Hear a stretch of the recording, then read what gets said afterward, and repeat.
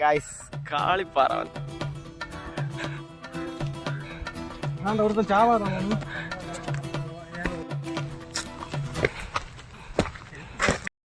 മേലോട്ട് കയറണമെങ്കിൽ ചെരുപ്പൊക്കെ ഊരിയിട്ടിട്ട് വേണം കയറാൻ.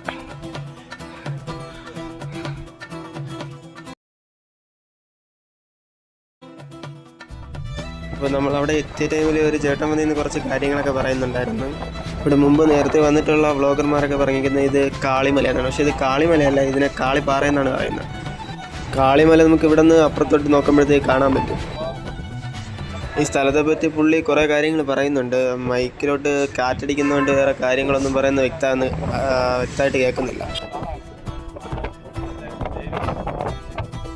ഇവിടെ നോക്കുമ്പോഴത്തേക്ക് നമുക്ക് നെയ്യാർ ഡാമിൻ്റെ ഏകദേശം ഫുൾ വ്യൂ ഇവിടെ നിന്ന് കിട്ടുന്നുണ്ട്. ഇവിടെ വരുന്നവർ ഇത് കാളിമല എന്ന് വിചാരിച്ചാണ് ഇവിടെ വരുന്നത്. ഇത് കാളിമലയല്ല, കാളിമല എന്ന് പറയുന്നത് അവിടെയാണ്. ഇത് കാളിപ്പാറ ആയിട്ടാണ് പറയുന്നത്.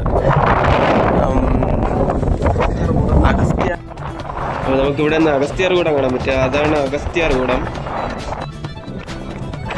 കടൽ അവിടെ കാണാൻ പറ്റുമെന്നാണ് പറഞ്ഞിട്ടുള്ളത്. മുമ്പ് ഈ ഭാഗത്തോട്ട് ഒരു ക്ഷേത്രം ഉണ്ടായിരുന്നത് ഇടിയങ്ങണപ്പെടുത്ത് പോയെന്നാണ് പറഞ്ഞത്.